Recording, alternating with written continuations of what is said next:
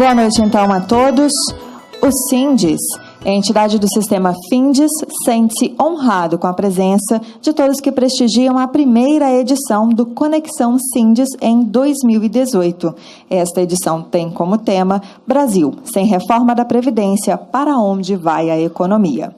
Gostaríamos aqui de registrar as presenças do presidente do sistema Findes Sindes, Léo de Castro, acompanhado da vice-presidente do Sindes, Cristine Samorini, anfitriões deste evento, que aqui recepcionam, então, nossa palestrante, economista Zeina Latifi, também a presença do representante do Sindes Jovem, Jairo Siqueira, e o presidente do IBEF Espírito Santo, Alessandro Dadalto, acompanhado do presidente do IBEF Jovem, Vitor Cid. A estas pessoas estendemos aqui um agradecimento especial pela parceria com o Sindes, que a cada dia tem se tornado mais forte. Obrigada ao IBEF.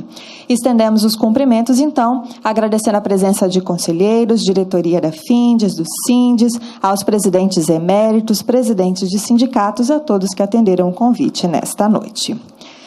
Gostaríamos aqui de registrar que o Sindes é uma entidade que visa fortalecer o ambiente de negócios dos mais diversos setores da economia, tendo o associativismo como um dos seus pilares.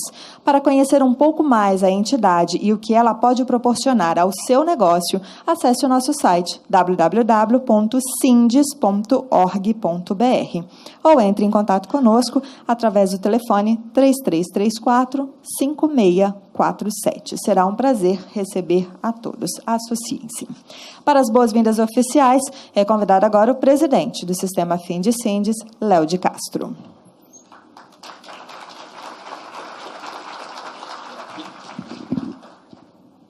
Boa noite a todos. Quero agradecer a presença de todos vocês hoje, em especial agradecer ao Paulo Henrique, a Valor e a XP, por ter propiciado e vai propiciar hoje esse enriquecimento para o empresariado capixaba, que vai ser ouvir a Zeina, e a leitura que ela está fazendo, do momento econômico, político do nosso país. Nós, na Federação das Indústrias, estamos atuando fortemente para buscar o aumento da competitividade do setor produtivo no Espírito Santo. Isso, traduzindo, tem feito com que a federação se organize em torno de alguns pontos principais. Então, nós temos ações muito fortes na área de aumento de produtividade da indústria, de inovação, de desenvolvimento de mercado, de melhoria de ambiente de negócios, e também que está conectado com tudo isso que eu falei, e está dentro da missão do SESI e do SENAI, que compõe o Sistema Findes, que é um programa de excelência em educação. O Sistema Findes, ele, no Espírito Santo, ele está presente em 58 dos 78 municípios do estado. Nós estamos organizados em 15 regionais, atuamos na educação, na tecnologia, na saúde e segurança, na cultura, no lazer, e no relacionamento político-institucional. Hoje, aqui, a gente procura, no Conexão Sindes, sempre trazer um tema que a gente chama de tema quente, um tema que realmente comunique com as dúvidas, os questionamentos ou as oportunidades que os empresários têm e convivem no dia a dia. E nós, essa semana, assistimos uma mudança, em cima de uma questão que era muito importante para nós, que era a reforma da Previdência, onde o governo decidiu não enfrentar o tema, o argumento foi a questão da intervenção no Rio de Janeiro, mas a gente sabe que a dificuldade na defesa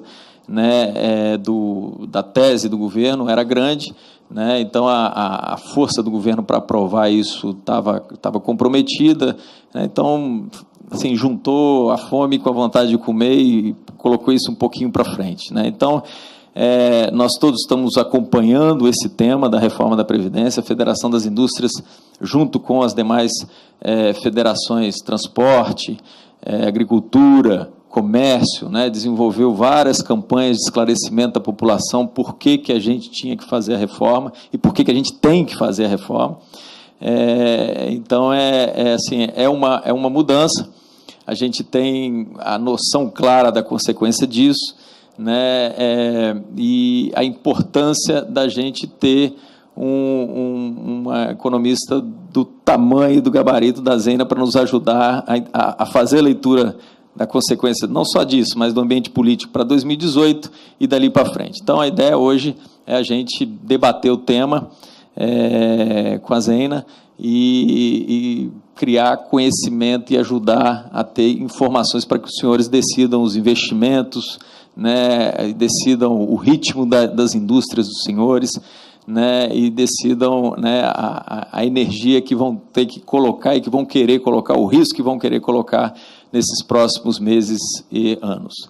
Então, eu agradeço mais uma vez a presença de todos, né, e, se a cerimonialista me permitir, eu já convidaria a economista Zena para conversar conosco essa noite. Muito obrigado. Mais uma vez, obrigado, Zena, por ter vindo. Obrigada. Tá bom, obrigada. Bom, boa noite. É um prazer estar aqui. Eu particularmente adoro essa cidade, então pena que eu não vou poder ficar no final de semana. Não ficaria com muita alegria. Eu agradeço a confiança, agradeço o convite. Bom, nós estamos num momento particularmente importante do Brasil. Problemas que lá atrás os economistas apontavam como, olha, precisa cuidar disso, olha, tem desafios que lá no futuro vão dar dor de cabeça para a gente. Pois é, o futuro chegou.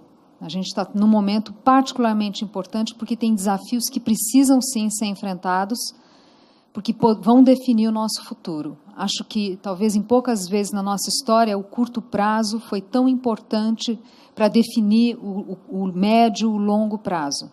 Se a gente errar na mão neste curto prazo, aí nos próximos anos, a gente pode estar, de fato, comprometendo o crescimento do Brasil por um bocado de tempo, deixando uma herança muito mais pesada do que a gente já tem deixado para os nossos jovens. Então, essa eleição tem muita coisa em jogo. É importante a gente entender isso. O que cai no colo do próximo presidente, o tamanho do desafio, é muito grande. Então, o futuro chegou, e aqui o ponto principal é a questão fiscal. Vocês não tenham dúvidas que esta crise fiscal é a mais séria da nossa história. E ainda para piorar, diferente do passado, que a gente acabava solucionando as crises fiscais com o aumento da carga tributária, dessa vez não vai ser mais possível. Politicamente muito complicado, e do ponto de vista econômico não seria uma decisão sábia, seria uma decisão bastante equivocada, por uma série de razões. Para começar, porque a gente tem uma carga tributária que é muito complexa, muito injusta do ponto de vista social, muito distorsiva, penaliza particularmente a indústria, penaliza o setor produtivo e particularmente a indústria, que é quem tem carga tributária mais elevada.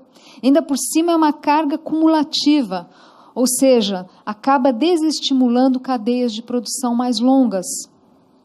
Daí não tem como ser competitivo, né? Ela é complexa, ela tira recursos, tira energia dos empresários para conseguir cumprir ali todas as normas. Tem sempre uma portaria nova. O empresário, quando resolve investir, nunca sabe daqui a um tempo qual vai ser a nova regra, qual vai ser a nova regulação, qual vai ser a carga tributária que ele vai enfrentar lá na frente. Como é que você vai investir assim? Então, imagina, aumentar uma carga tributária que já é tão doente, que é tão, enfim, distorsiva, anacrônica, seria uma péssima ideia. Ainda se fosse para financiar investimentos e educação de qualidade, de repente a sociedade toparia. Mas não, é para financiar a ineficiência, ou para financiar políticas públicas equivocadas, que estão várias aí. então não seria uma decisão sábia.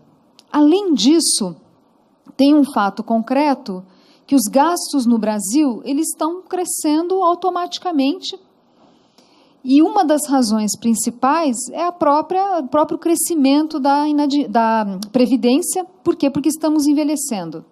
O país envelhece rapidamente, e os gastos com a Previdência crescem e vão crescer num ritmo acelerado nos próximos anos. Já estão crescendo e vai intensificar essa velocidade, por questões demográficas.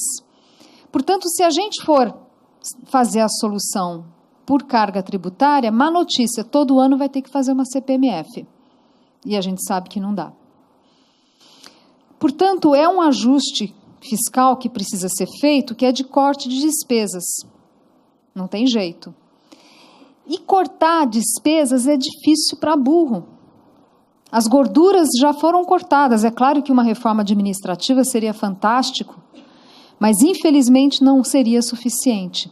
Quando a gente olha o orçamento público, ele já está praticamente todo ele comprometido com gastos obrigatórios, a começar pela própria Previdência. E outras despesas obrigatórias que você tem, não tem jeito. Então, significa que para cortar gastos, você tem que fazer reformas estruturais. Pois bem, essa é uma agenda muito indigesta, porque na hora que você fala em cortar despesas, você está tendo que dar más notícias para vários grupos, para a sociedade. E a sociedade reage. A sociedade sempre fala, mas no meu não, o do outro. E nessas horas, infelizmente, todo mundo se acha especial. Mulher quer aposentar mais cedo que homem, apesar de viver mais. Funcionário público se acha especial. Se for do judiciário, então, se acham mais especiais ainda.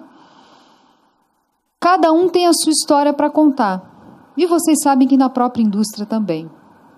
Cada um tem uma história para contar. Mas o problema é que se a gente não tiver, de fato, uma coordenação, por isso que precisa de um bom político, para fazer esse ajuste, a gente vai dar abraço de afogado.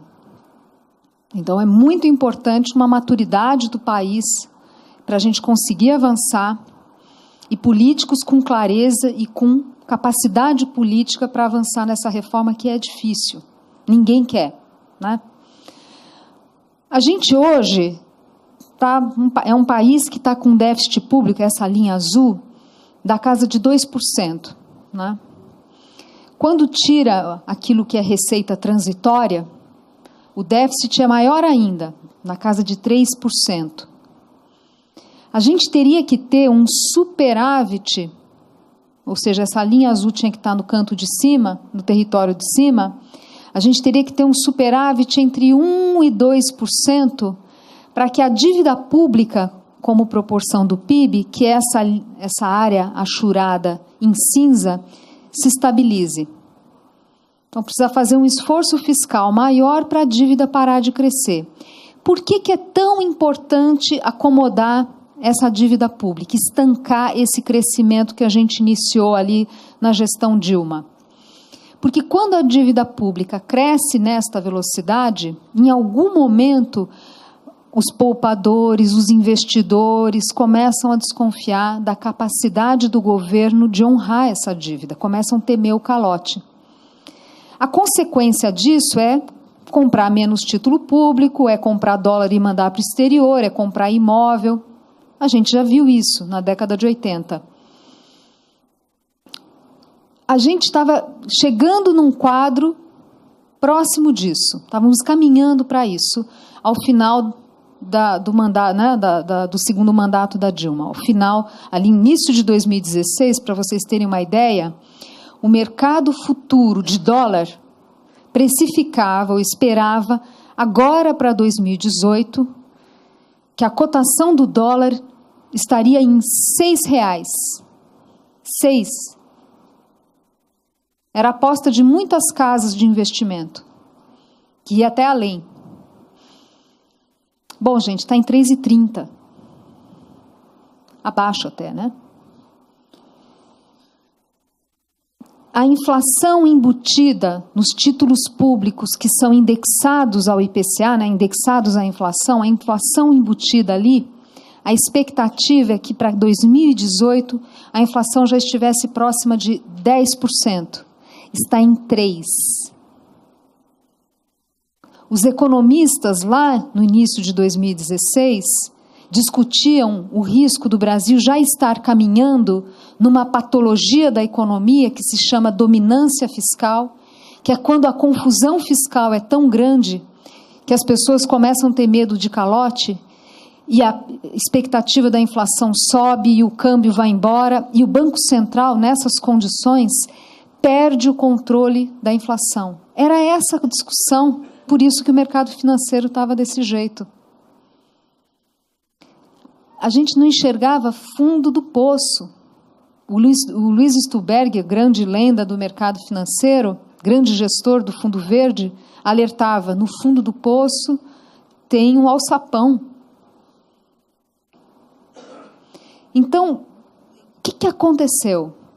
Né? O que aconteceu? Por que a gente mudou essa realidade? Porque começou a arrumar essa agenda fiscal e trouxe uma agenda para o país. Nós temos hoje uma agenda. O que trazia desespero ali, no final, na gestão Dilma, é porque não sabia o que fazer. Era uma crise instalada, todo mundo sabia que ainda ia piorar mais, e era um governo que não sabia para onde ir. Não tinha, era médico que não conseguia fazer diagnóstico. E o paciente ali padecendo. Nós temos uma agenda em que o ponto essencial, que o primeiro ponto é a questão fiscal. Na hora que você traz essa agenda e começa a direcionar esforços para isso, monta time econômico, monta time, né, comprometido, e aqui a importância da secretária Ana Paula Vescovi é essencial. Vocês não fazem ideia a qualidade do trabalho que ela faz. Vocês como capixabas têm que ter muito orgulho, porque é excepcional o trabalho dela. Aí você começa a arrumar a casa. Agora, existe ainda uma expectativa de reforma. Esse trabalho não está completo. Falta a reforma da Previdência. Sem a reforma da Previdência, não vai ter como estabilizar a dívida pública. Não vai ter. A gente já vê a manifestação desse colapso das contas públicas em vários estados e até no nível federal. É estado que não consegue pagar a folha de pagamentos, a folha do funcionalismo, é ponte que cai em Brasília. No nível federal também. A gente abre o jornal meia volta, porque não tem dinheiro para pesquisa, porque não tem dinheiro para ciência, porque não gastou o que devia com tal coisa. Bom, a espinha dorsal do ajuste fiscal é a Previdência, é o gasto que mais pressiona as contas públicas. Em 2016, a gente gastou mais de 13% do PIB com a Previdência, isso, INSS mais servidor nas 3 esferas de Estado. A gente gastou 13%, mesmo sendo um país ainda jovem, ou seja, com poucos idosos em relação à população em idade ativa. O problema é que a gente está envelhecendo rapidamente, por questões que são conhecidas. Na década de 60, as mulheres tinham, em média, 6 filhos. Hoje, 1,9. Não repõe o casal. Além disso, para quem chega aos 60 anos, a expectativa de vida para as mulheres é aí até 85, os homens, sinto muito, é 80. Mesmo assim, mulher quer aposentar mais cedo, alegando questões culturais que mudam com o tempo. Lá tinha 6 filhos, agora já não tem tanto. Enfim. 2030, a gente vai praticamente dobrar o número de idosos no Brasil. Praticamente dobrar. E 2030, esse 13 aqui pula para 17. 17, 18. A gente vai estar gastando muito mais do que países arrumados. Olha o Japão aqui, que é muito mais velho que a gente. O Japão é 3 vezes mais velho que a gente. Ou seja, sem reforma da Previdência, a gente fica pobre e velho. Vamos combinar que é uma combinaçãozinha desagradável. O Brasil tem muitos desafios. Tem um número que o professor Zé Márcio Camargo, que é um professor da PUC do Rio, soltou outro dia. Per capita, o que a gente gasta com os idosos no Brasil é 6 vezes o que a gente gasta per capita com as nossas crianças, com educação e saúde. Gente, não pode. Não pode, isso é injusto. Outro número alarmante. A pobreza é muito maior com as crianças. 42% das nossas crianças está abaixo da linha de pobreza. É verdade que a linha de pobreza subiu, não é a mesma do ano passado. A ONU subiu aí o cálculo. Mas não importa, a gente está falando que tem um país aí de criança pobre. Enquanto, para quem se aposenta por tempo de contribuição, mulheres se aposentando com 52 anos, já entregando a minha idade para vocês, eu estou quase lá, e homens com 55, vocês acham que faz sentido isso? E quem aposenta por tempo de contribuição não é pobre no Brasil, porque pobre aposenta por idade, ou 60 ou 65 anos, dependendo da categoria. Tem que fazer essa reforma. E vai ser feita. O que a gente não consegue dizer é o quanto o próximo presidente vai ter de capacidade política para apresentar algo realmente ambicioso. Por que eu estou falando isso? Eu vou explorar mais esse tema, mas por que eu estou falando isso? Hoje a gente tem, os nossos políticos, aliás, todos os políticos, né, políticos experientes, todas as suas decisões são sempre ponderando o custo-benefício daquela decisão, daquela escolha. É assim que funciona. Hoje, o custo-benefício para o presidente Temer fazer uma reforma da Previdência é um custo muito alto, custo político muito alto. E o benefício fica para o próximo. O ganho que ele vai ter em termos de economia do orçamento seria muito pequeno. O número que a Fazenda soltou é que, se tivesse saído a reforma da Previdência, este ano a economia ia ser de 5 bilhões. Tudo bem que 5 bilhões, num país que está quebrado, tudo está valendo, mas são 5 bilhões para um rombo de 120. Então, se o mercado financeiro tivesse super nervoso, e vai ter calote e tal, claro que o benefício, né, ia aumentar. Teria que falar, não, eu vou fazer a reforma para acalmar o mercado financeiro, porque com o câmbio explodindo, com a bolsa despencando, o país, né, vai acabar elegendo populista, vai ser pior. Mas nesse quadro hoje, que o governo, o mercado financeiro está dando sim o benefício da dúvida, está tudo tranquilo, eles falam, para quê? Eu não vou mexer nesse negócio.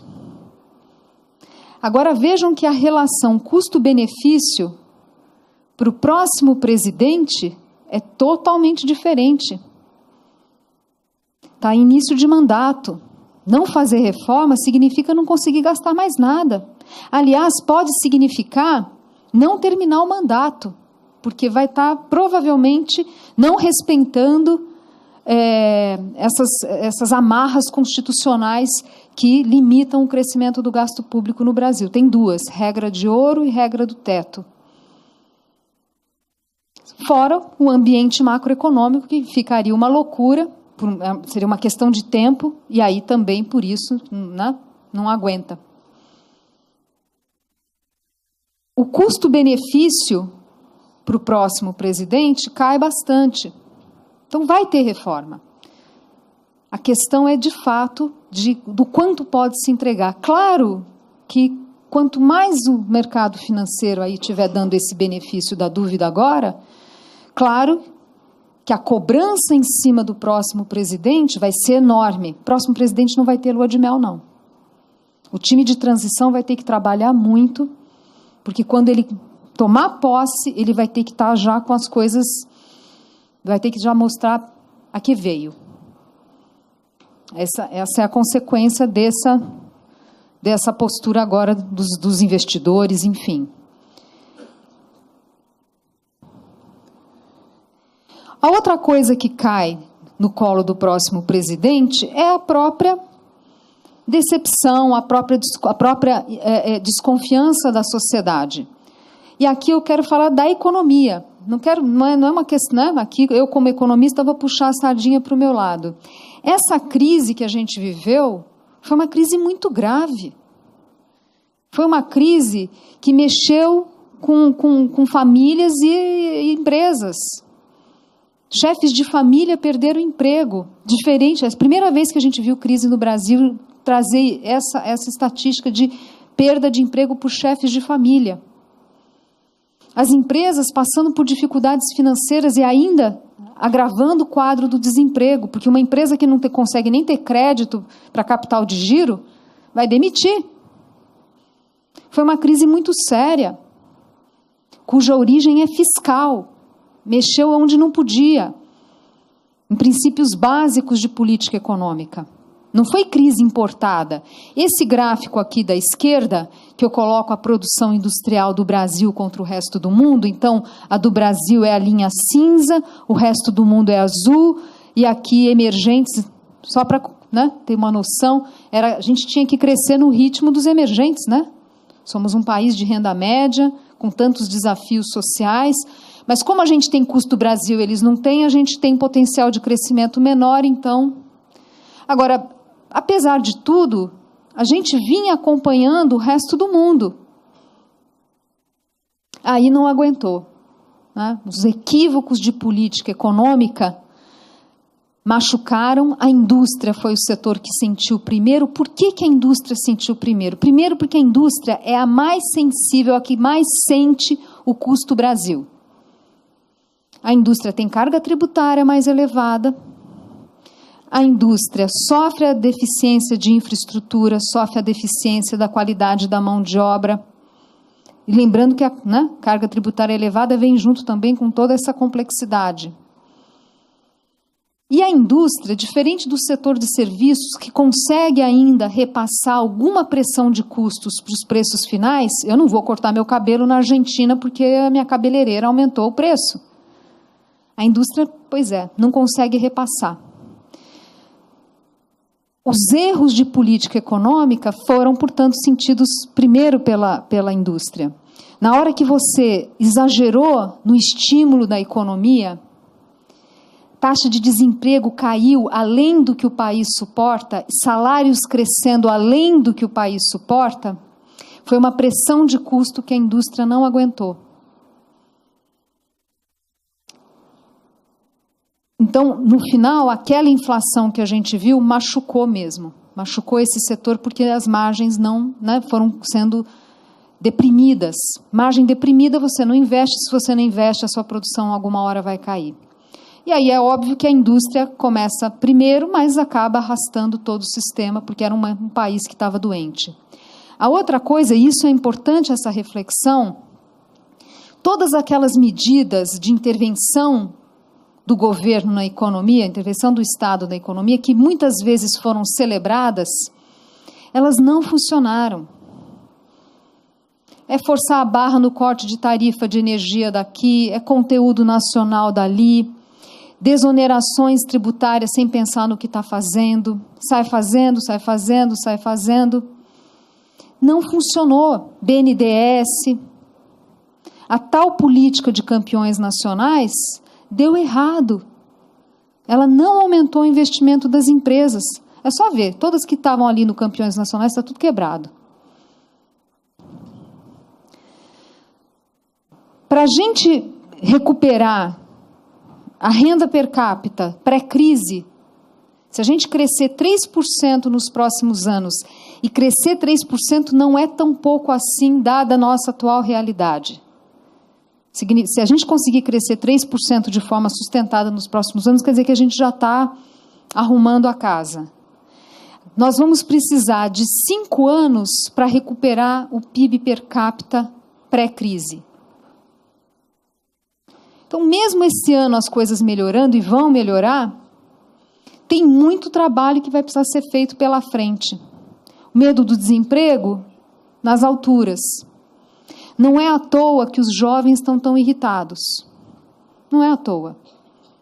Porque na hora que o desemprego atinge os patamares que atingiu e os jovens particularmente sofrem mais, você está ceifando, né, oportunidades desse grupo. Bom, essa insatisfação, ela vai continuar ainda presente, vai diminuir, vai. Esse ano, certamente, a gente vai melhorar as condições econômicas. Mas é um país que quer, né, as pessoas querem voltar ali a sonhar, querem voltar para aquele patamar de consumo lá de trás. A outra coisa que cai no colo do próximo presidente é que ele vai ter que preparar o país para o fim do bônus demográfico. O que é o bônus demográfico e por que ele é tão importante? O bônus demográfico é esse descolamento que a gente tem entre a população em idade ativa, ou seja, mão de obra, que é a linha preta, e a população fora do mercado de trabalho, os jovens e as pessoas idosas. Esse bônus, quer dizer, esse descolamento, ele começou ali na década de 70, e isso foi um fator que ajudou a aumentar o potencial de crescimento do Brasil. Da mesma forma que urbanização ajuda também. Mais fluxo de pessoas nas cidades, mais pessoas para segurar o piano, em relação a quem não segura. Isso aqui ajuda a crescimento. Bom, o bônus demográfico, a gente tem alguns anozinhos pela frente, uns 5 anos mais ou menos. 2022, mais ou menos, 23, o bônus se fecha, que é essa flecha vermelha, ela vai começar a se encolher. Mais grave que isso, 2030 a gente começa a ter de fato encolhimento da população em idade ativa. Então o que acontece? Vão ser menos pessoas para segurar o piano em relação, né, no relativo, em relação a quem não segura o piano, a quem precisa ser segurado. Mais grave ainda para 2030, que daí esse encolhimento do bônus é mais rápido ainda.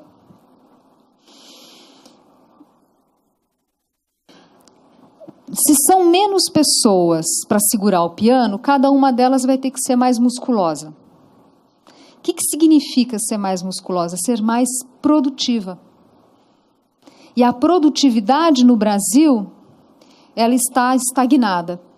Então, o próximo presidente tem que avançar, dar continuidade e avançar nessa agenda de melhora do ambiente de negócios, que eu fico muito feliz que seja a agenda de vocês aqui do Findes, que é a agenda progressista, é a agenda moderna, para destravar a produtividade, para que cada trabalhador seja mais produtivo.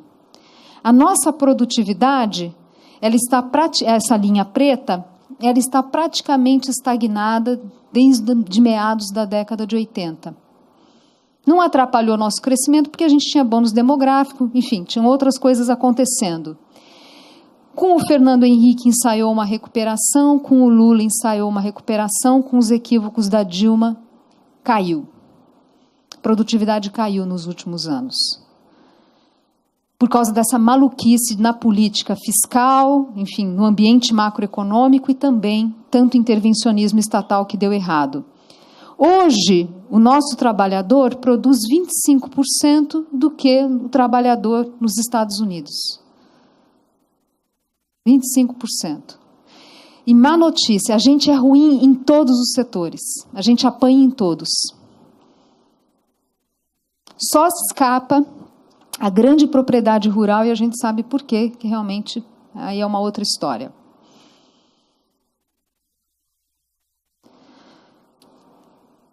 Precisa destravar essa produtividade. Então, primeira coisa, para preparar o país para esse fim do bônus demográfico, que não é daqui 10 anos, é dobrando a esquina.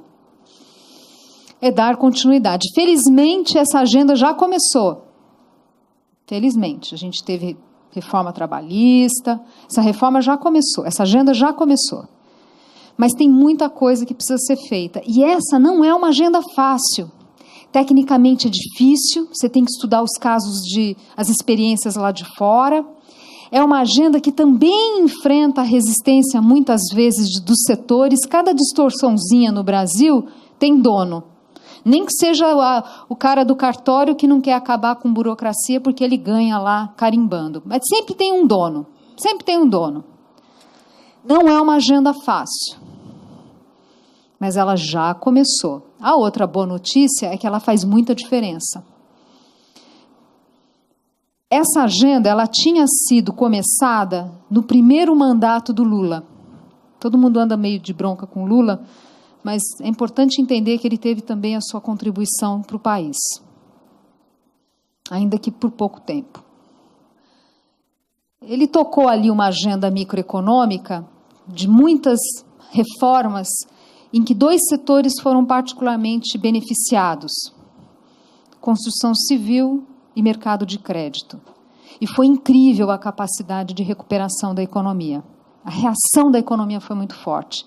Trocando em miúdos, o que eu estou falando é o seguinte: olha aqui, a gente é torto para burro, a gente tem um monte de distorção e faz toda a diferença do mundo quando a gente começa a eliminar.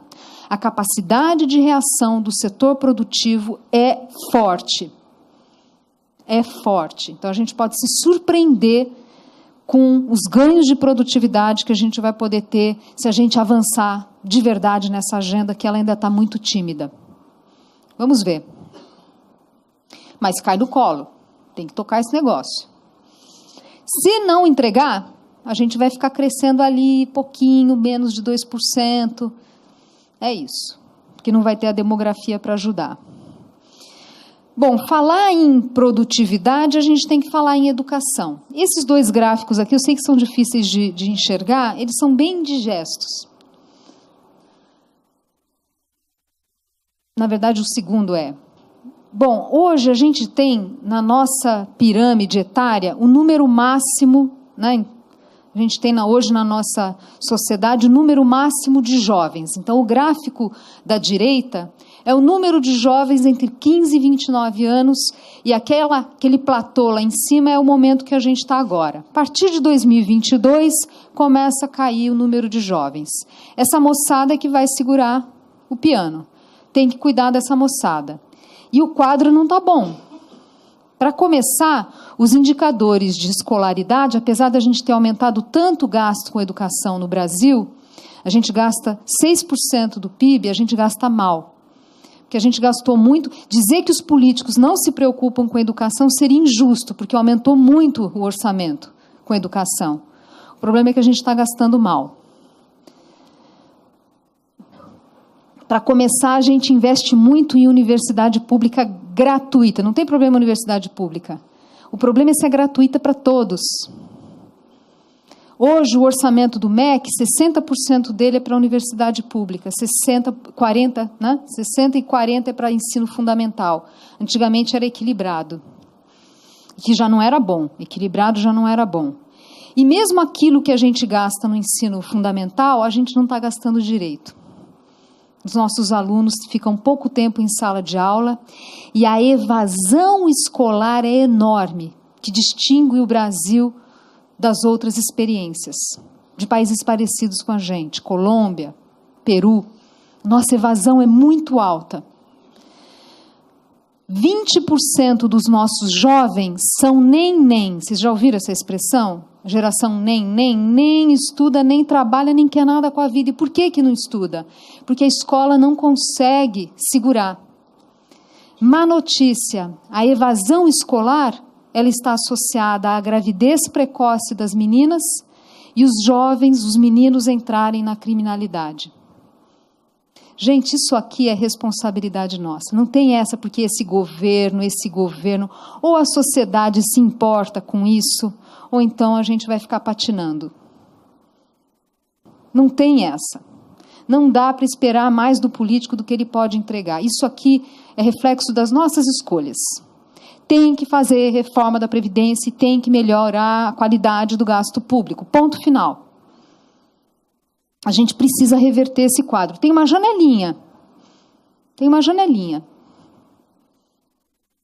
Agora, para não ficar todo mundo tão deprimido, tem histórias de sucesso em educação, viu? Tem histórias de sucesso. O caso clássico, que é referência nessa literatura no Brasil, é a experiência de Sobral, no Ceará. O Cid Gomes, pode até parecer meio biruta, mas fez um tremendo trabalho.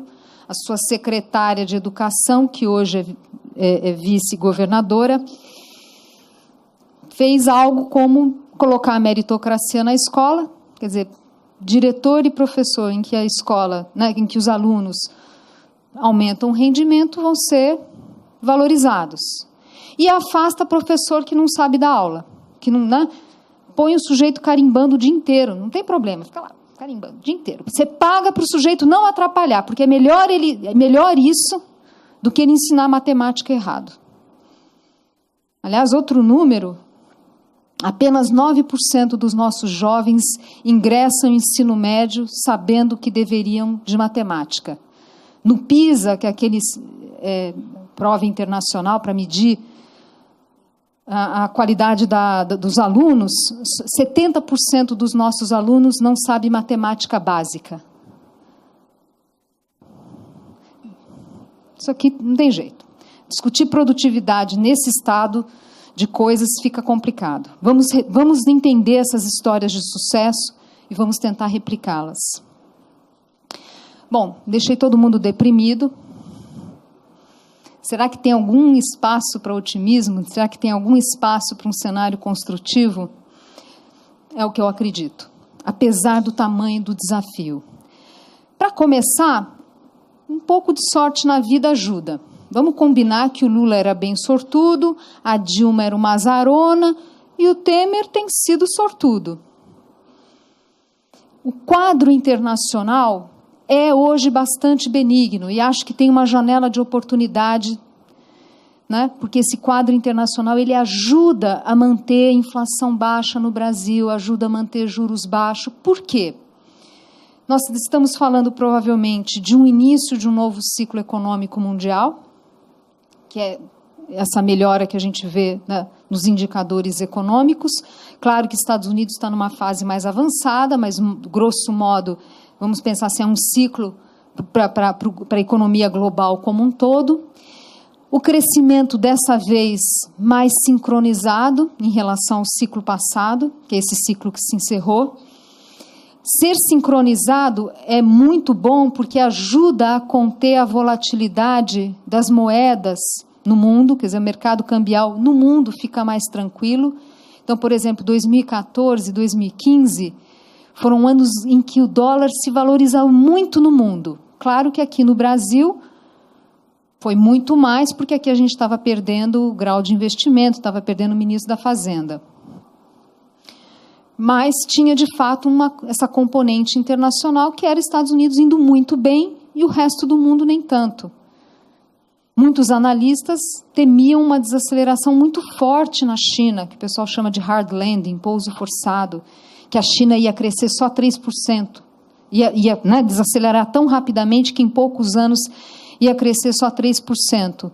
Hoje todo mundo vai bem, então não tem razão para a moeda americana ter tremenda valorização. Isso ajuda muito o Banco Central aqui, que a taxa de câmbio bem comportada ajuda a manter a inflação baixa. Outra coisa, a gente está falando do comércio mundial que volta, mas ainda, né, num ritmo favorável. Difícil a gente repetir esse ritmo lá de trás, por isso que eu falei que o Lula era sortudo.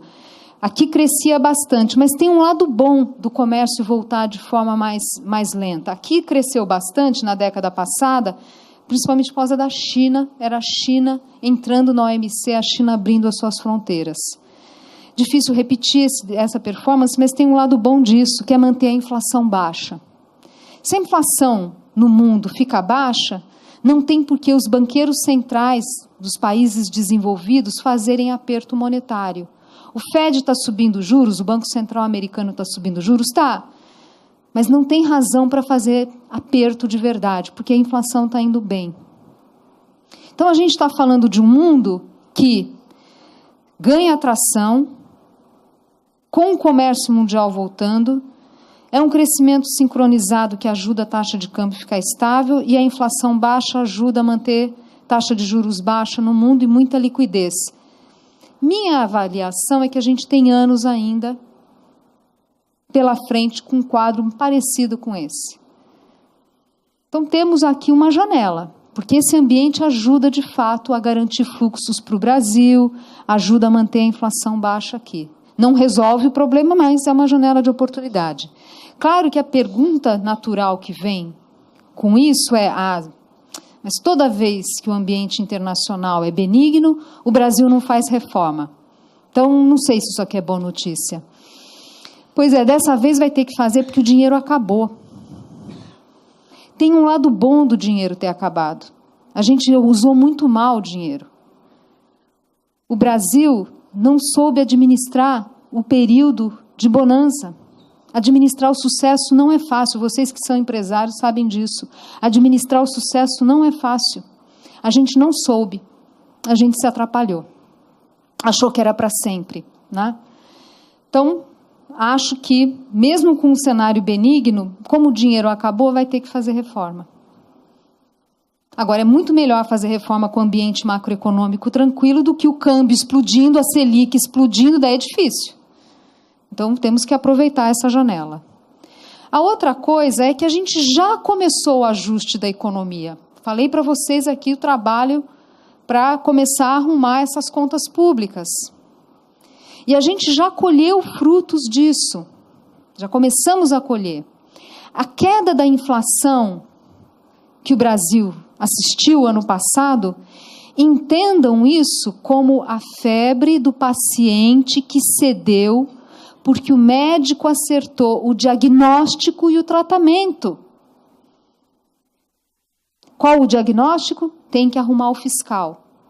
Regra de bolso para vocês. Toda vez que a gente vê país com inflação teimosa, como era o quadro que a gente estava vivendo, invariavelmente isso está associado a excessos fiscais. Isso está para lá de documentado na literatura econômica. A sorte ajudou na queda da inflação? Ajudou. Safra agrícola, o câmbio, que eu já citei, mas só a sorte não teria feito isso. A sorte ia gerar uma queda transitória e logo a gente ia ter subida da inflação, tudo de novo. Diagnóstico certo e tratamento certo. Dessa vez não vai dar para fazer CPMF. Dessa vez a gente vai ter que fazer coisa mais séria.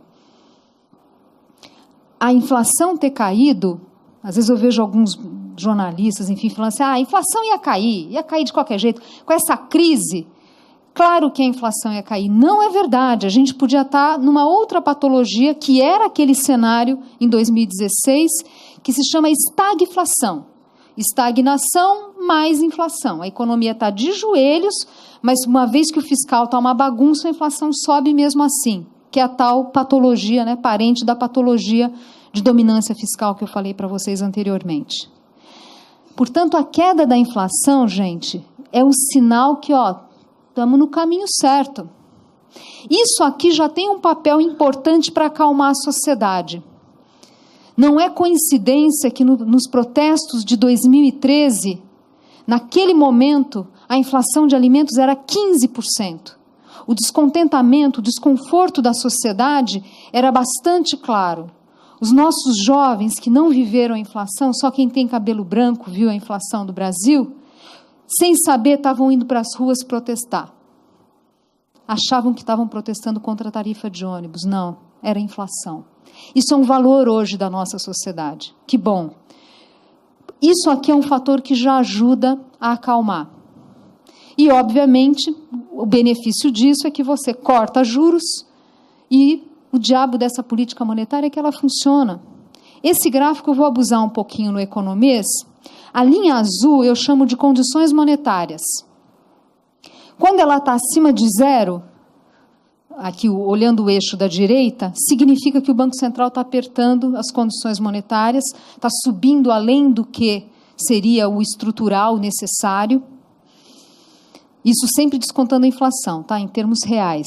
Quando está abaixo da linha zero, ele está apertando as condições monetárias. Vejam que essa linha de condições monetárias, ela é praticamente o espelho dessa linha amarela, que é a variação do PIB.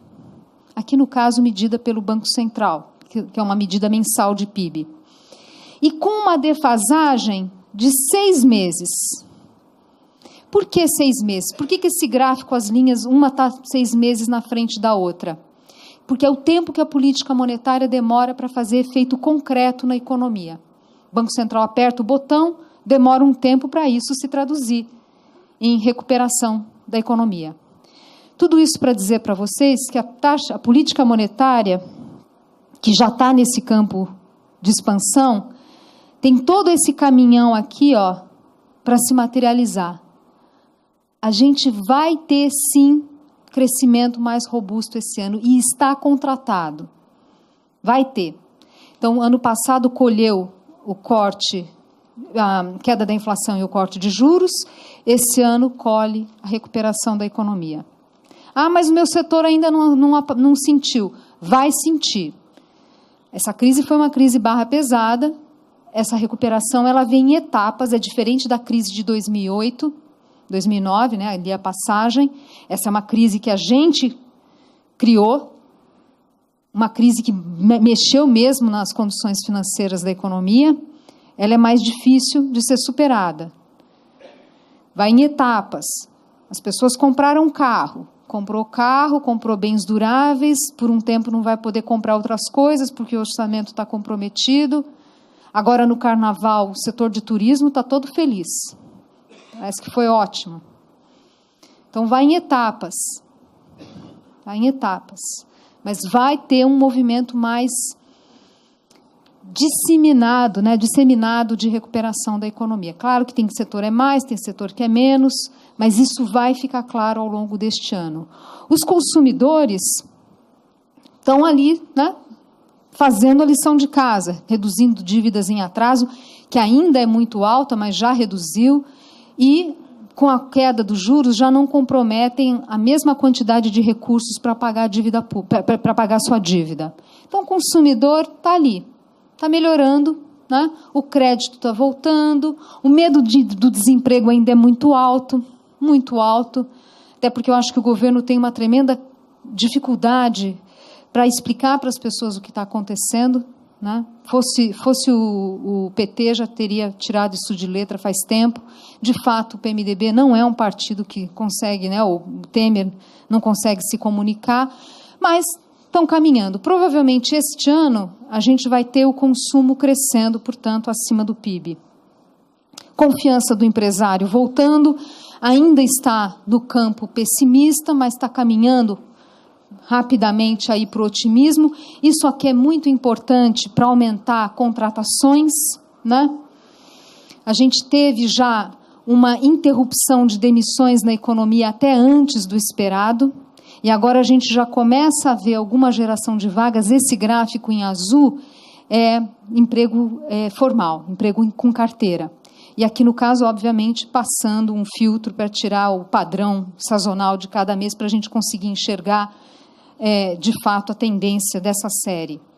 O desemprego começou a cair, vai ficar alto, tá? A taxa de desemprego ainda vai ficar alta. Por quê? Por uma questão cíclica. Quando começa a gerar vagas na economia, aquele sujeito que estava, que a gente chama no desalento, não ia procurar porque falava, para quê? Vou gastar sola de sapato à toa, não vou conseguir nada, ele deixa de procurar trabalho. Quando as vagas reaparecem, ele fala, epa, agora está valendo a pena. E na hora que ele sai para procurar trabalho, ele entra na estatística. Taxa de desemprego não é quem está sem trabalhar, taxa de desemprego é quem está sem trabalhar e está procurando.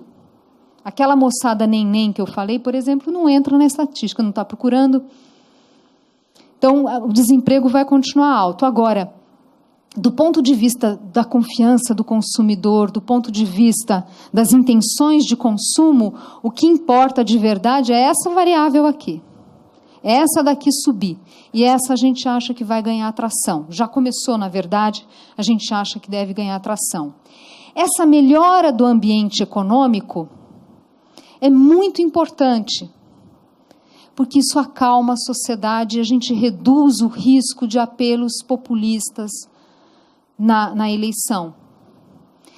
Economia é muito importante para a gente aqui no Brasil. Nós tivemos 2 processos de impeachment do país. Nos 2 casos foram presidentes que colapsaram a economia e não conseguiam, não tinham nem condições políticas e nem sabiam bem como corrigir. Né? Tinha lá o ministro da Fazenda sozinho, falando que tinha que fazer reforma, mas o governo não conseguia. O Fiat Elba e as pedaladas foram fatores secundários. O que expulsou os dois presidentes foi o colapso econômico. Agora a gente tem um presidente lá que ninguém gosta dele. Hoje eu estava lendo no jornal que políticos que têm foto e tem foto com ele nas redes sociais mandaram tirar tudo, tira tudo, ninguém quer aparecer com o Temer. Se bem que agora com a intervenção no Rio, capaz dele melhorar um pouco a situação. Mas ninguém foi na rua espontaneamente para pedir fora Temer. Espontaneamente não foi. Por quê, hein? Ninguém gosta dele. Porque a economia está sendo arrumada. Nós somos um país com desafios sociais. As pessoas querem cuidar da vida. Não é hora de protestar, né? Estou falando, não estou fazendo essa recomendação. Tô falando, é o cálculo que as pessoas fazem. Eu vou cuidar da vida. Eu só vou protestar, só iria protestar se tivesse aquele colapso maluco.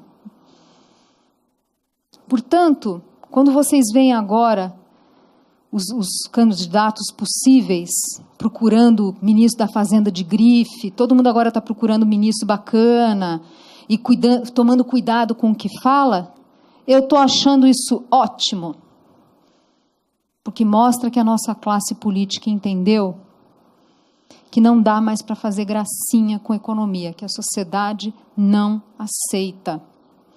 O sujeito não termina o mandato. Eu estou achando ótimo.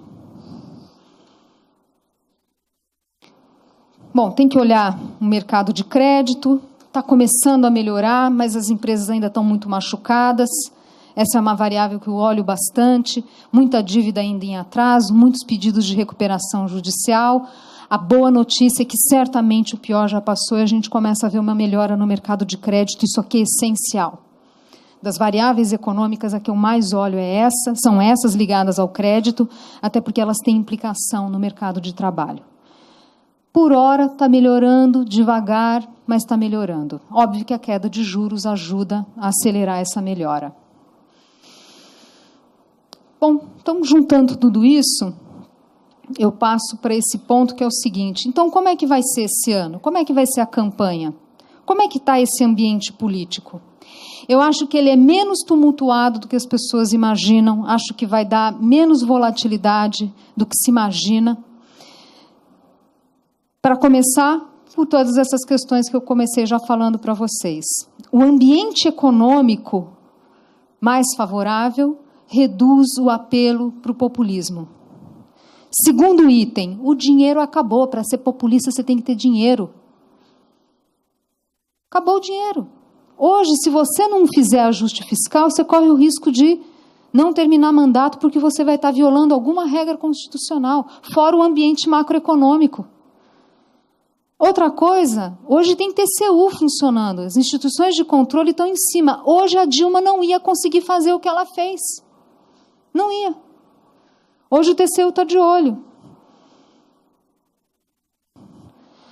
Outra coisa, tiveram lições aqui de 2014. 2014, a campanha foi vergonhosa, os problemas foram negados. A Dilma passou um mundo ali, um Brasil que não existia. Pois é, na hora que ela ganhou a eleição e teve que fazer o ajuste, nem o partido dela aceitou.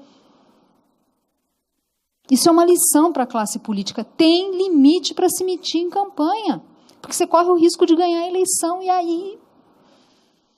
Candidato que quer ser competitivo, porque se o sujeito não é competitivo, ele fala qualquer coisa. Fala qualquer coisa. Não é competitivo mesmo, vai lá, faz um barulho, a moçada adora, pronto. Se o sujeito quer ser competitivo, vai ter que medir as palavras, porque ele corre o risco de ganhar. Daí vai ficar que nem a Dilma. E agora? O amadurecimento do debate econômico no Brasil é muito grande. Aliás, esse foi um legado da Dilma, que ela fez tanta bobagem, que pelo menos ela mostrou coisas que a gente não pode repetir. Quando o Fernando Henrique tentou fazer a reforma da Previdência 20 anos atrás, ninguém entendia o que era aquilo. Há 2 anos atrás, ninguém queria escutar ainda. Hoje, todo mundo sabe que tem uma tal de uma reforma da Previdência. A mudança do debate é impressionante. Isso aqui é importante para os políticos, porque reduz o custo das medidas. Se a sociedade está muito contra, a classe política não abraça. Não tem salvador da pátria. A sociedade hoje é muito complexa. Acabou PT, PSDB, a polarização. Hoje os interesses são os mais diversos possíveis. O próximo presidente não vai ganhar com uma margem ampla. Provavelmente vai ganhar apertado, com muita abstenção, porque a sociedade está muito desconfiada. O dia seguinte vai ter que ser de negociação, negociação, negociação. Não vai dar para fazer do jeito que ele quer. Ele vai ter que negociar e negociar e negociar. Isso é bom. Não tem salvador da pátria. Aliás, um ponto que é importante colocar para vocês, a gente tem um certo fetiche de olhar a figura do presidente, não sem razão, os presidentes que a gente teve no período democrático foram figuras marcantes, né? Para o bem e para o mal.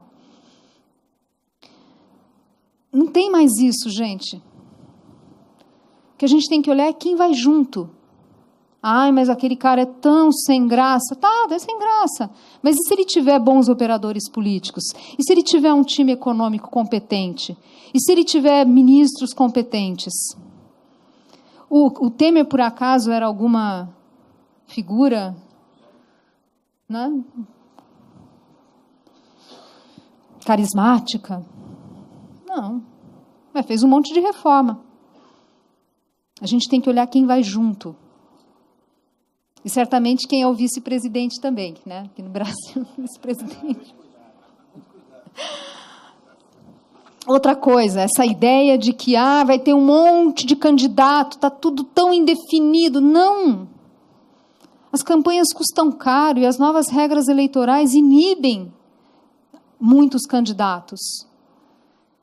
Os partidos preferem direcionar os seus... A não ser que o candidato seja, né, ou ideológico ou muito bom, os partidos preferem não ter candidato a presidente e usar o seu dinheirinho para garantir vaga no Congresso, porque vai ter cláusula de barreira ali, virando a esquina também. Muitos nomes que a gente vê aí aparecendo não vão se viabilizar, porque os próprios partidos... Quando o sujeito vai, vamos discutir a minha candidatura, os partidos viram de lado, não, veja bem. Não são tantos assim. E aumentou muito a chance de ser alguém de centro. A esquerda está bem perdida. Não sabe o que faz. Lula, com Lula, sem Lula. Bem confusa. E deu errado, né? Deu errado a política da Dilma. Outra coisa para colocar para vocês. Não é que está aparecendo um monte de nome maluco, de gente maluca. Tem pessoas arrumadas, tudo bem. Um tem tique nervoso, o outro é sem graça, tem de tudo. Mas são pessoas, a gente vê mesmo uma discussão de agenda. Existe agenda no país, não é que a gente está totalmente perdido. Então, tudo isso para dizer para vocês, ainda mais lembrando o pragmatismo da nossa classe política, que faz essa análise custo-benefício, é que eu acho que vai ser menos volátil do que se imagina, menos indefinido do que se imagina. E vamos ficar alguns meses em que a coisa vai ficar no reme-reme. Vai ser só depois da Copa, início da campanha, que essa coisa vai pegar. Mesmo em 2014, em que tinha muita preocupação, né? Não é preocupação, parecia um cenário muito binário, com a Dilma era uma coisa, com a Aécio era outra, mesmo naquelas condições, o mercado financeiro deu sim o benefício da dúvida. Quando a gente olha o comportamento de preços de ativos em 2014, a gente percebe que o comportamento deles não foi muito diferente daquilo que era esperado, dado o cenário internacional. 2014 foi um ano de valorização do dólar.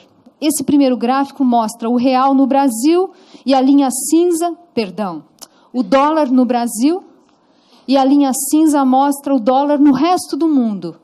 Claro que está em 2 eixos aqui, se eu colocasse todo mundo no mesmo eixo, o Brasil, o real, oscila muito mais. Mas fazendo esse truque aqui para a gente enxergar tendências, vocês podem ver que o quanto a moeda brasileira se depreciou em 2014 era dentro do esperado, ou quanto o dólar se valorizou em 2014 foi mais ou menos dentro do esperado. Mesmo mudando a métrica, comparando o Brasil com a média de América Latina, aliás, não é bem média de América Latina, a média de 4 países que são países arrumados: Chile, Peru, Colômbia e México. Eles são arrumados. Vocês veem que em 2014 a gente sofreu mais, mas também não foi muito mais. Que hora que a casa caiu mesmo? 2015, quando ficou claro que a Dilma não conseguia fazer o ajuste fiscal. Aí a gente teve uma reversão. Esse paralelo que eu quero fazer com vocês. 2018 vai ser um bom ano. O mundo ajuda, aqui a gente vai estar crescendo, a sociedade está mais calma, as ruas lotaram no carnaval. Vocês devem se lembrar que 2014 demorou para as pessoas se animarem com a Copa. Vocês lembram disso?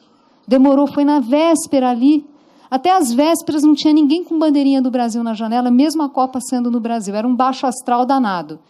E o governo morrendo de medo de protestos. Hoje não, gente. Mudou a confiança. Por que a gente vai ter mesmo uma eleição tão, né, ou um mercado tão tumultuado assim? Penso que não. Agora, 2019 é ano da verdade. Ou faz ajuste, ou aqueles problemas todos que eu falei no início da minha fala, da minha palestra, eles vão aparecer de forma dura.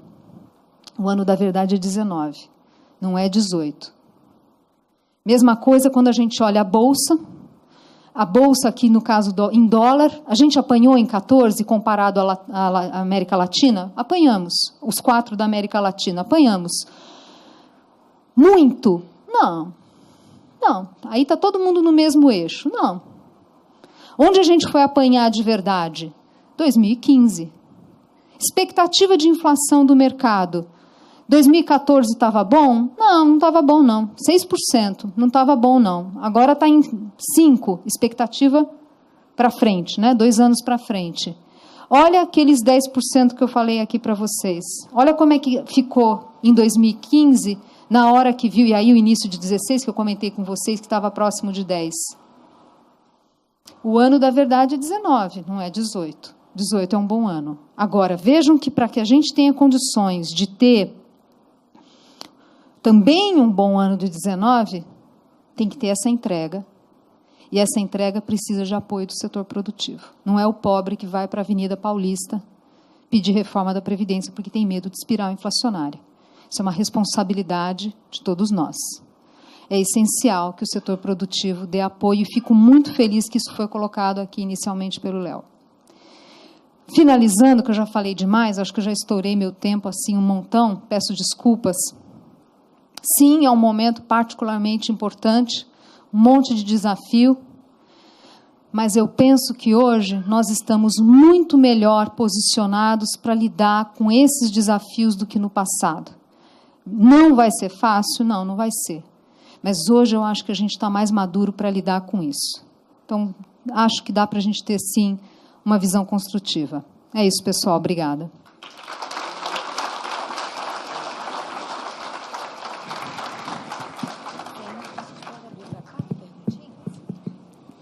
Nós vamos abrir espaço agora para 4 perguntas. Então, nós estamos com os microfones aqui nas laterais. Quem desejar, já levante a mão. Já temos um inscrito, 2. Temos ainda 2 vagas. E nós vamos aproveitar essa oportunidade para já agradecer a Valor Investimentos e a XP Investimentos que proporcionaram a vinda da nossa palestrante aqui hoje. Então, muito obrigada, Valor e XP. Vamos à primeira pergunta, por favor. Parabéns, Eina. Sabia, por isso que eu vim correndo assistir sua palestra e trouxe também minha esposa, que já era sua fã e que aprecia bastante. A minha pergunta é única e muito rápida.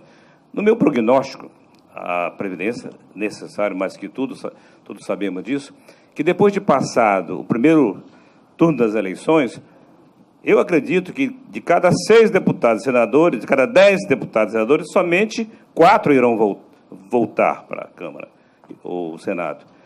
Os outros vão ficar ali a Deus dará, perdidos, já perdidos na eleição, e por qualquer migalha eles vão dizer: agora eu voto a Previdência que você quiser por um empreguinho para mim, para o meu filho, sei lá para quem. Eu acho que isso nós vamos ver. E nessa hora que Temer vai pegar essa turma, vai dizer, vota lá, não é essa Previdência que está colocada aqui, é aquela antiga que começou.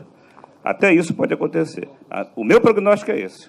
Olha, eu vou torcer para você estar certo. Ok. Boa noite. Zena, eu entendi, né, que você falou que o Lula foi um cara de sorte, né? E foi a maior corrupção da história do mundo, né? Aí onde está a sorte aí? A sorte que eu estava falando era em relação ao cenário internacional. Ele pegou um momento do cenário internacional que foi espetacular. O comércio mundial crescia 7%, 8%, o preço de commodity explodia. O Brasil, por causa disso, né, balança comercial lá em cima, a gente acumulando reservas, ganhando grau de investimento. É nesse aspecto. Agora, a gente se lambuzou, né? A gente se lambuzou. Tudo estava dando tão certo e deu bobagem. Mas aí ele pegou a casa toda ajeitadinha. Ele só foi um cara que... Olha, ele pegou... O Fernando Henrique deixou uma tremenda de uma herança. Mas eu vejo assim, o segundo mandato do Lula foi bem ruim, mas o primeiro mandato foi muito bom. O Lula, no primeiro mandato... Peço desculpa se tiver alguém de esquerda aqui, mas ele rasgou o manual da esquerda. Eu já fui, de carteirinha. Você já foi? De carteirinha. Ele rasgou o manual da esquerda e seguiu uma agenda social-democrata liberal.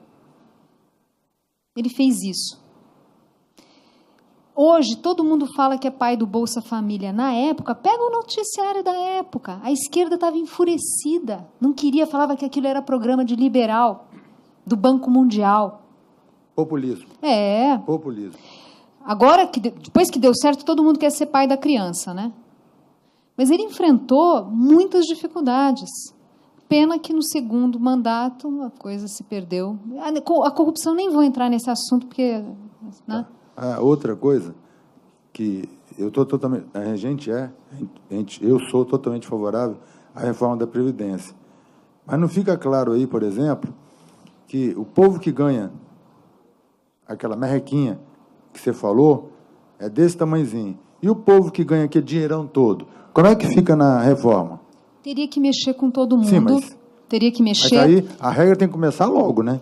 Que depois não muda. A proposta que tinha do governo já resolvia muitas distorções. Ao contrário do que as pessoas pensam, mexia sim com o setor público, mexia sim com os políticos, né? com o legislativo. Era uma boa proposta. Mas aí que enroscou, porque você começou a enfrentar a pressão da própria elite do funcionalismo que começou a pressionar. Por isso que é importante que o próximo presidente ele tenha credibilidade para conseguir fazer esse enfrentamento. Né? Não é brincadeira, não. Fazer esse enfrentamento não é brincadeira. Mas era uma boa proposta, nesse sentido de não só boa no sentido de gerar economia de recursos, mas de eliminar aí determinadas, né, privilégios, sabe? Dá uma equalizada aí. Tinha méritos. Agora, você tem razão. Para que se tenha legitimidade nessa reforma, ela tem que ser uma reforma que elimine, pelo menos, o grosso dos privilégios. Eu concordo. Parabéns, obrigado. Obrigada. Muito bem. Queria parabenizar pela exposição. Acho que foi muito profunda, muito bem colocado.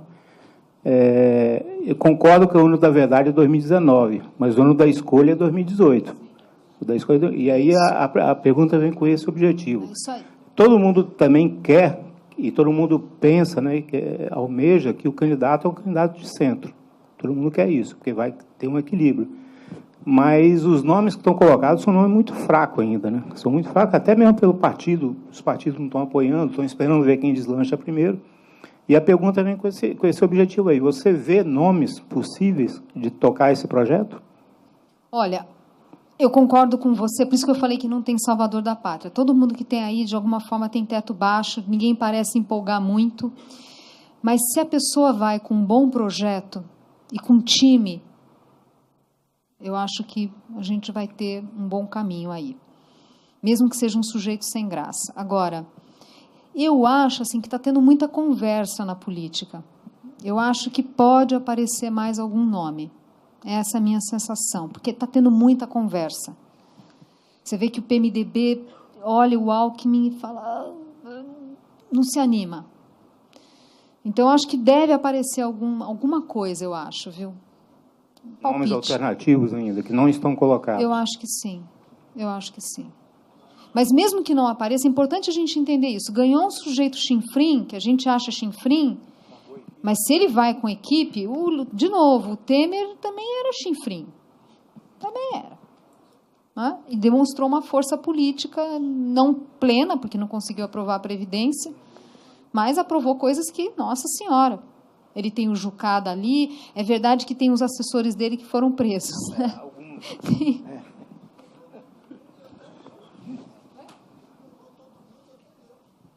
Zeina, aqui, Léo. Dado que a inflação está mostrando ainda a tendência de ficar perto do centro da meta ou abaixo, você acredita ainda na continuidade do ciclo de redução da Selic esse ano ainda? Se continuar, vai ser muito incrementalzinho a mudança, né? É possível que o Banco Central, na próxima reunião, corte mais um cacareco? Parece que tem essa chance. Mas vejo que, como o Banco Central, depois daquela correção dos mercados muito forte e tal, eles estão já um pouco desassossegados ali. E na linha que, puxa, já cortamos tanto, você viu aquele gráfico que eu coloquei, já está bem estimulativa. Então, eu acho que, se tiver, é pouca coisa. Agora, o que eu acho que é importante, mesmo que seja pouca coisa, provavelmente a gente vai ter um período prolongado de juros bastante baixos no Brasil. Não acho que a gente vai ter alta tão cedo. Entendi. E como é que a gente faz, assim, na sua visão, assim, para grandes tomadores, médios, assim, essa redução chegou, né? Mas para grande parte da população o custo do dinheiro continua muito alto, né? Assim, pode culpar aí a concentração do sistema financeiro brasileiro, pode culpar a questão da inadimplência, enfim. Como é que você acha que a gente enfrenta esse desafio de fazer o dinheiro chegar num custo mais próximo do que é a Selic para um volume maior da população? Olha, o Banco Central, que também está fazendo um belo trabalho, tem a tal agenda Banco BC+, que já começou a mexer com essa agenda. Qual que é o problema principal do Brasil? É o peso da tributação, o peso dos bancos públicos que desequilibram esse mercado, enfim. Se alguém está pagando taxa de menos, alguém vai ter que pagar de mais, é isso. Se alguém está pagando meia entrada, alguém está pagando tarifa cheia. Então, precisa acabar com a meia entrada para todo mundo pagar menos. Mas tem enfim, agendas, e um ponto que é essencial aí, né, para se avançar, é que a gente precisa dar mais segurança no mercado de crédito. O que acontece no Brasil? Os bancos têm uma dificuldade muito grande para recuperar ativos. Então, na hora que o sujeito fica inadimplente, no Brasil, o banco só consegue recuperar 14%. Nos países arrumados, 70%. Nos Estados Unidos, 80%. Aí, o que o banco faz? Não é que os banqueiros são pessoas terríveis. O banqueiro fala assim, por que eu vou emprestar? Eu não vou recuperar? Se ficar inadimplente, eu não recupero? Então, essa roda, ela tem que girar.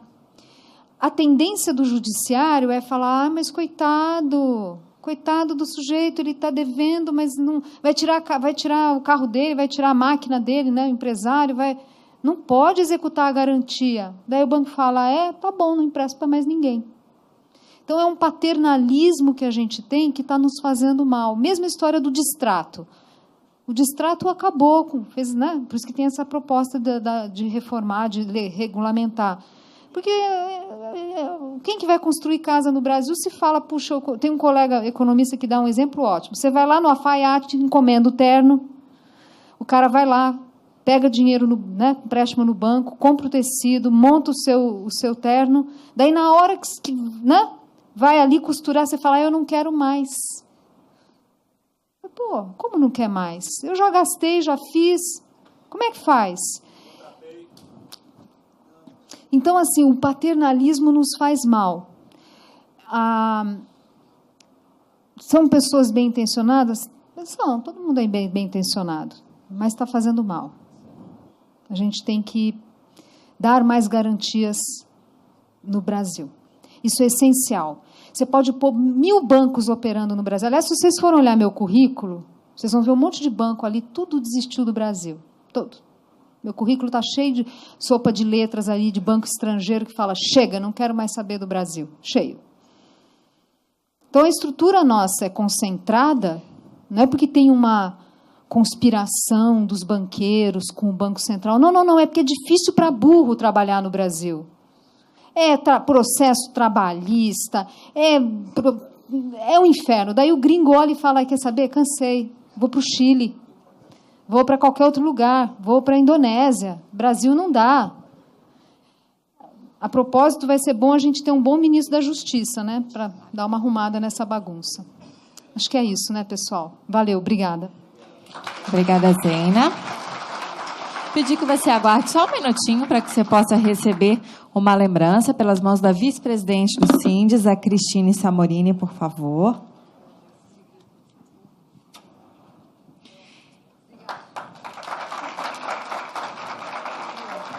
Se aproveitar a oportunidade, já que ela falou um pouco do currículo, lembrar que a Zeina Latifi é a economista-chefe da XP Investimentos, ela é doutora na área de economia pela USP, teve passagem por várias instituições financeiras, é colunista do Estadão e também é membro do Conselho de Desenvolvimento da Presidência da República.